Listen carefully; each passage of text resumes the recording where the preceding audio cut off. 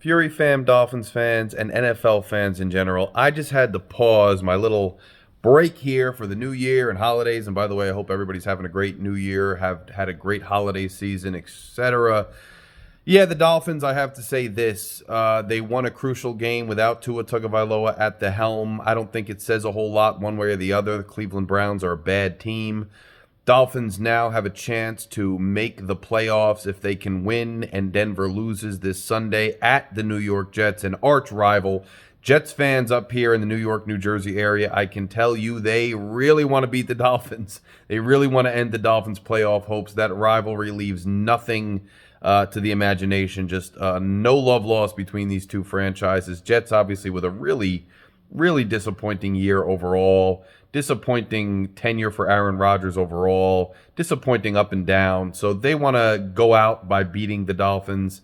Quite frankly, I don't think the Dolphins have much of a chance in the playoffs, but of course, I'd love to be wrong. You never know. I hope I eat my crow. I'm a fan first, and everybody knows that. So we'll see what happens this weekend. Regardless of what happens, I think that the way that the Dolphins franchise is attempting to maybe, or at least the media narrative and the fan narrative out there, is trying to scapegoat Chris Grier as opposed to Mike McDaniel and Tua Tagovailoa, who, by the way, more injury issues with him, more fragility issues. It just adds to the long list of reasons why I don't think the Dolphins should have taken a dive on that fifth year, or should have taken the fifth-year option instead of doing the extension. I think there's so many liabilities, so many question marks with this quarterback that it just more and more as the days go by seems like a bad move to invest so much money in the young man. That just is what it is.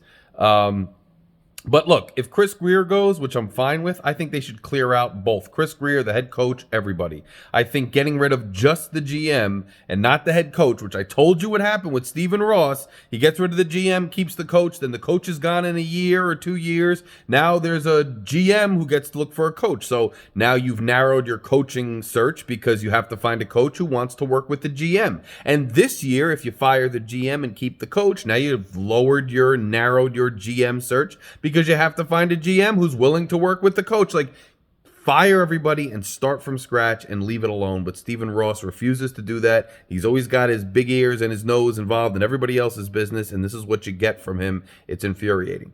Now, I just want to talk quickly about this Saquon Barkley, Philadelphia Eagles, New York Giants record thing.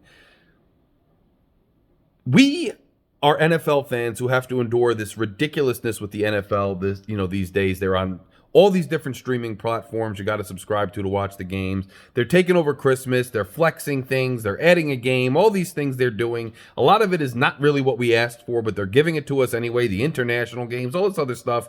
The least this league could make happen is for us to be able to watch an epic battle between Saquon Barkley and the New York Giants, a storied rivalry between the Philadelphia Eagles and the New York Giants, a player who was drafted by the New York Giants and then wound up going to Philly after the front office squabbled over who they should pay. And he has a chance with 101 yards left to get Eric Dickerson's record to be the all-time leading rusher in a single season against his epic rivals. All that separates Philly and New York is the Jersey Turnpike, and the Giants are going to fight like hell for pride to not let him get that 100 yards, and he's going to fight like hell, and his offensive line is going to fight like hell to get him those 100 yards, and you can't give us that epic battle. All the other crap you give us, Christmas Day, streaming services, international, you can't give us that game? That's ridiculous that Nick Sirianni is sitting Saquon Barkley. It's just as ridiculous as Mike McDaniel not going for the field goal to get the all-time scoring record against the Broncos last year. You want it when you have a chance to put yourself in the history books, you do it, okay? And here's the thing that I hate the most about the way that these people are posturing. Mike McDaniel not going for the record. Nick Sirianni sitting Saquon Barkley. And everybody saying, well, I care more about the team and the overall goal. Stop virtue signaling and lying to us, right? In this modern era, the last thing any of these guys ever care about is the team and the good of the team and the good of the fan base. They don't give a crap about that. They're out there all the time. Free agency is a huge thing. Self-marketing, self-promotion, getting theirs. Teams are an afterthought. okay, in this modern era. It's all about me, and individualism. And then all of a sudden, when you have a chance to really be me, and get a record, all of a sudden you want to virtue signal and say, no, we really don't care about the scoring record. We're going to put that aside. No, we don't really care about the all-time rushing record. We're going to put that aside for the good of the team. BS. Knock it off. All you care about is yourselves and going into the record books, and all of a sudden you want to give us some fabricated virtue signaling. I don't buy it. It's plastic. It's fake. It's nonsense. I've had enough of it, and I want to see him go for the record. I don't care about, the Philadelphia Eagles, we care about the team. Nonsense. Show us what we want to see.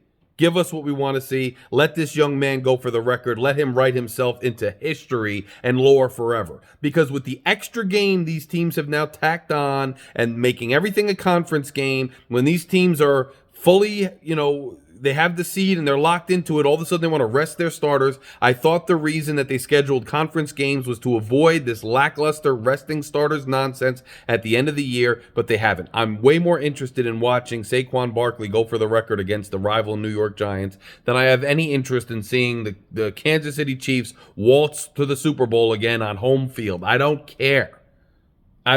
Doesn't make it any more interesting for me. Give me what I want. And all the people out there saying you need an asterisk because it's, one extra game, he has less carries than Dickerson had at this point. And by the way, unlike passing records, Dan Marino threw up all those passing numbers back in an era where it was difficult to pass. Now quarterbacks are surpassing him by leaps and bounds in an era where the league is much more pass heavy. It's much easier to throw the ball.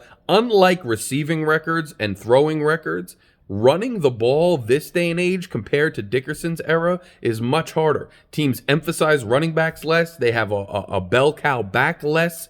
The game is set up for passing instead of rushing. So actually, unlike passing records, I see the reverse being true in this era. I think Saquon Barkley going out there and getting a record in this era that de-emphasizes the running game is even more impressive. And if there's an extra game, I would care more about that extra game if he actually carried the ball more, because then it would be a little unfair that he's able to just load himself up with carries in order to surpass Dickerson's record. But actually, in a game that's de-emphasized the run and an era that's de-emphasized the run, he actually has less carries than Dickerson. And if he gets to the record with slightly more carries or the same amount of carries or less carries, I don't really care if there's an extra game. It's still significant. This is what's bothering me on this Thursday.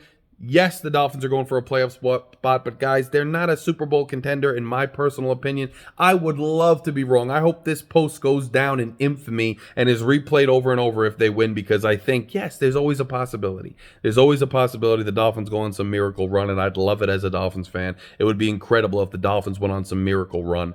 I just don't know that that's really feasible given what they've shown us so far. So this is the stuff that bothers me on this Thursday night. Guys, if you haven't done so yet, if you're an NFL fan, a Dolphins fan, any kind of fan that you are, click that subscribe button, join Fury Fam, become a member, click the join button. We are still rolling down to the bottom end of this NFL season, and it's still making me mad. Anyway, hope everybody's having a good holiday season. Larry K is out, and I'll talk to you later.